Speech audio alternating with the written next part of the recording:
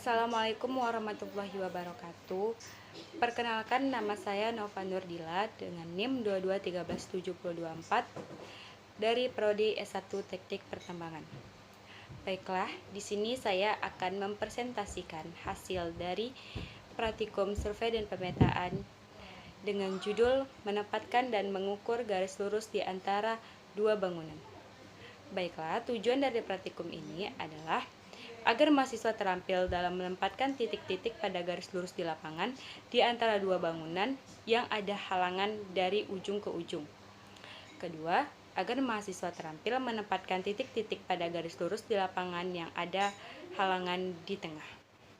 Dalam praktikum ini kita menggunakan alat dan bahan seperti helm safety, rompi safety, galon, pita ukur, pen ukur, kompas, serta alat tulis seperti kertas dan pena. Setelah kita mengetahui alat dan bahan, maka kita akan melakukan prosedur kerjanya, yaitu yang pertama, tancapkan yalon pada titik P dan titik Q. Kedua, tancapkan yalon di titik A dan membidik ke titik P. Dan tancapkan yalon titik B, membidik ke Q sampai titik A, B, P tegak lurus. Kemudian, tancapkan pen ukur di titik A1 sejajar titik A dan tegak lurus dengan titik QB. Kemudian, buatlah titik B sejajar titik B dan tegak lurus dengan titik AP dan lakukan hal yang sama sampai titik QA2, B2, P segaris. Lakukan hal tersebut sampai garis P dan Q sejajar. Kemudian, ukur jarak dari masing-masing titik dan perpindahan titik, lalu tentukan sudut titik-titik tersebut.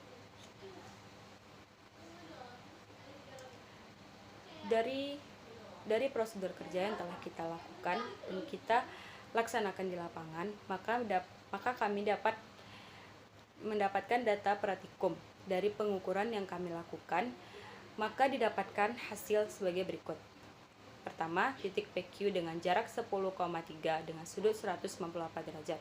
Kedua, titik PA dengan jarak 4,20 dengan sudut 40 derajat. Kemudian titik QA dengan jarak 6,15 dengan titik sudut 15 derajat. Kemudian titik AB dengan jarak 2 meter dengan sudut 10 derajat. Kemudian titik P ke B sama dengan jarak 6,15 meter dengan sudut 182 derajat.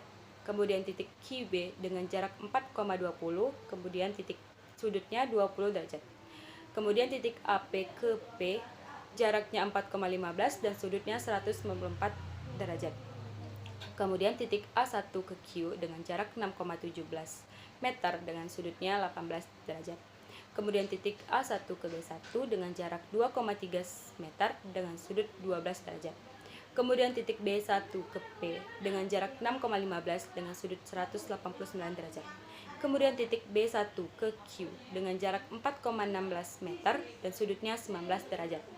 Kemudian titik A2 ke P dengan jarak 4,14 meter dan titik sudutnya 188 derajat. Kemudian titik A2 ke Q dengan jarak 6,17 dengan sudut 16 derajat. Kemudian titik A2 ke B2 dengan jarak 2,3 meter dan titik sudutnya 9 derajat. Kemudian titik B2 ke P dengan jarak 6,17 meter dan titik sudutnya 186 derajat. Kemudian titik B2 ke Q dengan jarak 4,15 meter dan titik sudutnya 13 derajat. Kemudian titik A3 ke P dengan jarak 4,12 meter dan sudut 198 derajat. Kemudian titik A3 ke Q dengan jarak 6,20 meter dan titik sudutnya 7 derajat. Kemudian titik A3 ke B3 dengan jarak 2 meter dan sudutnya 7 derajat. Kemudian titik B3 ke Q dengan jarak 4,15 meter dan sudutnya 6 derajat. Baiklah, dari data praktikum tersebut, maka kita akan mendapatkan sebuah analisis. Nah, titik P dan Q merupakan garis lurus. Skala yang digunakan adalah 1:50, yang artinya 1 cm pada peta sama dengan 50 cm pada jarak sebenarnya. Untuk mengukur titik P ke Q yang berada di antara dua bangunan, yaitu kita menggunakan rumus sebagai berikut. Titik P ke Q sama dengan titik P ke titik A A3 ditambah titik A3 ke titik B3 ditambah Q di titik Q ke titik B3. Maka kita mendapatkan hasil 4,12 ditambah 2 ditambah 4,15 meter, mendapatkan hasil 10,3 meter. Nah, baiknya selanjutnya kita akan menjelaskan nilai skala yang digunakan pada perhitungan. Maka kita akan mendapatkan hasil sebagai berikut. Pertama, titik P ke titik Q sama dengan 10,30 cm dibagi skalanya 50. Maka kita akan mendapatkan hasil 20,6 cm. Kemudian dari titik P ke titik A sama dengan 420 dibagi 50 sama dengan 8,4 cm. Kemudian dari titik Q ke A didapatkan 615 dibagi skalanya 50 sama dengan 12,3 cm. Kemudian titik A ke titik B sama dengan 200 dengan skalanya 50 dibagi skalanya 50, maka kita mendapatkan hasil 4 cm. Kemudian dari titik P ke titik B dengan 6,5 dibagi skalanya 50, 615 dengan skalanya dibagi 50 sama dengan 12,3 cm. Kemudian titik Q ke titik B dengan 420 dibagi skala 50 sama dengan 8,4 cm. Kemudian titik A1 ke titik B sama dengan 415 dibagi skala 50 sama dengan 8,3 cm. Kemudian titik A1 ke titik Q dengan 617 dibagi skala 50 sama dengan 12,34 cm. Kemudian titik A1 ke titik B1 sama dengan 230 dibagi skala 50 sama dengan 4,6 cm. Kemudian titik B1 ke titik B dengan 615 dibagi skala 50 sama dengan 12,3 cm. Kemudian titik B1 ke titik Q sama dengan 416 dibagi skala 50 sama dengan 8,32 cm. Kemudian titik A2 ke titik P sama dengan 414 dibagi 50, skalanya sama dengan 8,28 cm. Kemudian A2 ke titik Q sama dengan 617 dibagi 50 sama dengan 12,34 cm. Kemudian titik A2 ke titik B2 sama dengan 230 dibagi 50 sama dengan 4,6 cm. Kemudian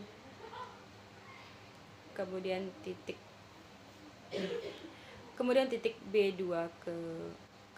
B2 ke P sama dengan 617 dibagi skala 50 sama dengan 12,34 cm. Kemudian titik B2 ke titik Q sama dengan 415 dibagi skala 50 sama dengan 8,3 cm. Kemudian titik A3 ke titik P sama dengan 412 dibagi skala 50 sama dengan 8,24 cm. Kemudian titik A3 ke titik Q sama dengan 620 dibagi 50 sama dengan 12,4 cm. Kemudian titik A3 ke titik B3 sama dengan 200 dibagi 50 sama dengan 4 cm. Kemudian titik B3 ke titik P sama dengan 612 dibagi 50 sama dengan 12,24 cm. Kemudian titik B3 ke titik Q sama dengan 415 dibagi 50 adalah 8,3 cm. Dari analisis data tersebut, maka kita akan mendapatkan sebuah hasil pembahasan. Hasil pembahasannya yaitu untuk menentukan jarak sebenarnya dan jarak pada peta. Nah, untuk jarak sebenar pertama, titik P ke titik Q dengan jarak sebenarnya 10,3 meter dan jarak pada petanya 20,6 cm. Kemudian titik P ke titik A dengan jarak sebenarnya 4,20 dan jarak pada peta 8,4 cm. Kemudian titik Q ke A sama jarak sebenarnya 6,15 dan jarak pada peta 12,3 cm.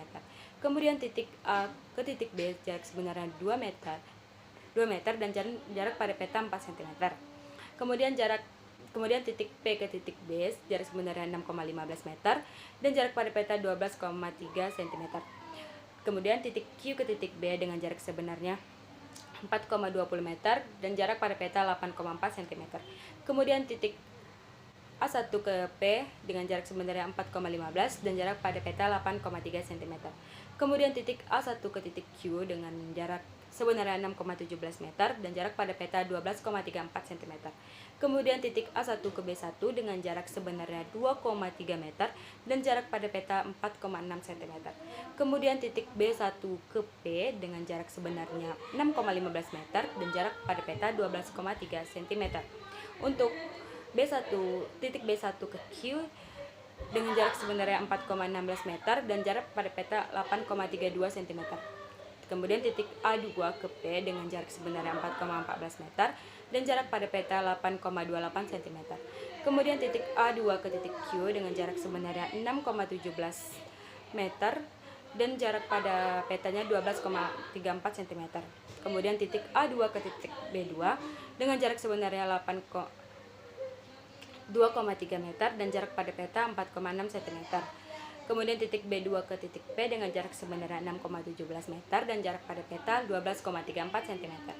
Kemudian titik B2 ke titik Q dengan jarak sebenarnya 4,15 meter dan jarak pada peta 8,31 cm.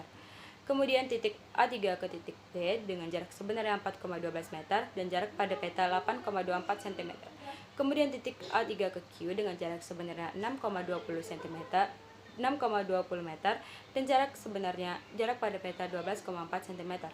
Kemudian titik A3 ke B3 dengan jarak sebenarnya 2 meter dan jarak pada peta 4 cm. Kemudian titik B3 ke P dengan jarak sebenarnya 6,12 meter dan jarak pada peta 12,4 cm. Kemudian terakhir titik B3 ke titik Q dengan jarak sebenarnya 4,15 meter dan jarak pada peta 8,3 cm. Baiklah, setelah kita mengetahui data praktikum, analisis, serta hasil pembahasannya, maka kita akan menarik sebuah kesimpulan. Kesimpulannya yaitu, dari berdasarkan hasil penghitungan yang telah saya data, maka ada banyak cara untuk mendapatkan garis lurus yang terhalang bangunan. Salah satunya adalah segitiga sebangun, sehingga dapat menentukan titik-titik yang diperlukan untuk membuat garis lurus yang dihalangi bangunan. Kemudian, membuat garis lurus di antara dua bangunan juga membutuhkan garis persilangan di antara A ke B atau A1 ke B1, kemudian seterusnya. Kemudian, kesulitan dalam metode pengukuran adalah pembidikan dua yalon yang berada pada jarak yang jauh. Maka dapat diatasi dengan peletakan beberapa titik bantuan menggunakan pen ukur di antara yalon tersebut hingga titik P ke titik Q mendapatkan garis yang sejajar. Nah, sekian presentasi dari saya. Saya mohon maaf jika ada kesalahan kata. Saya akhiri. Wassalamualaikum warahmatullahi wabarakatuh.